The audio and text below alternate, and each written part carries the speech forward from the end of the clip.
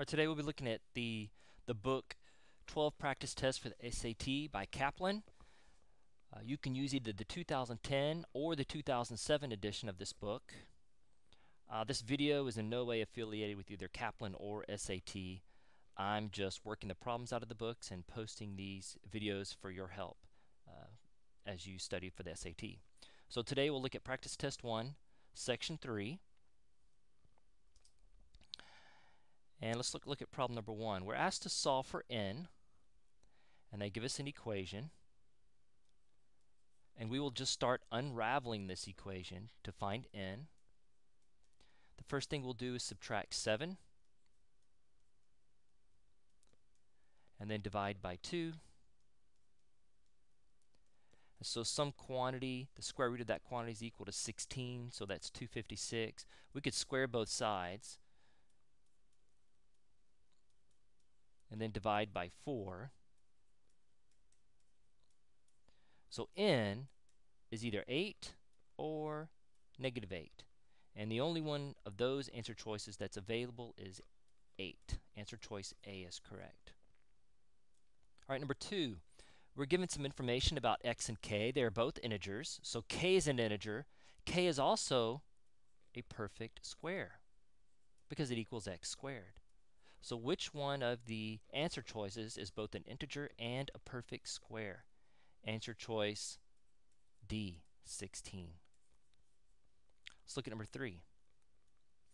Which of the following numbers is between 1 and 2? Well, 7/9 is smaller than 1. Can't be the answer. 7/3, 6/3 is 2. That's bigger than 2.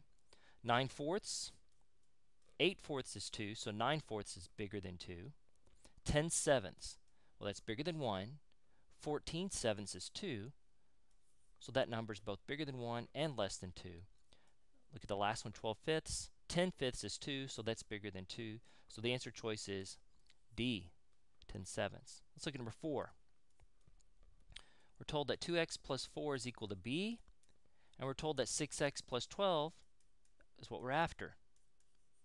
Well, if we multiply this equation by 3 on both sides, we will find that we have the answer. 6x plus 12 is equal to 3b. Answer choice C. Okay, number 5. Now the definition of this strange picture is the following. G is bigger than H, so we can see that the arrow is pointing towards the larger number. And E is larger than F, so the arrow is pointing towards the larger number. Now we'll have to go through all these answer choices and see which one of these answer choices follows this same pattern. We'll look at A. 2 is not bigger than 3. The arrow is pointing towards 2. That does not fit the definition.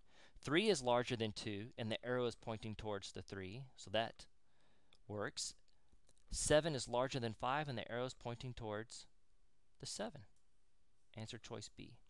And you can see that by process of elimination, you could actually go and eliminate C, E, and D. Let's look at E. 5 is larger than 2, so that's following the definition. However, 7 is smaller than 3, so the arrow is not pointing to the larger number. All right, number 6. John is going to buy some CDs. He can spend Y dollars. Each CD costs X dollars, and there's a one-time fee of $19. So how many CDs does John buy? Well, he walks into the store with Y dollars. He has to spend $19 on the membership, one-time fee. So this expression represents the number of dollars he has remaining after paying the one-time fee. If we divide that by the cost of each CD, then we'll know how many CDs he can buy. Answer choice D.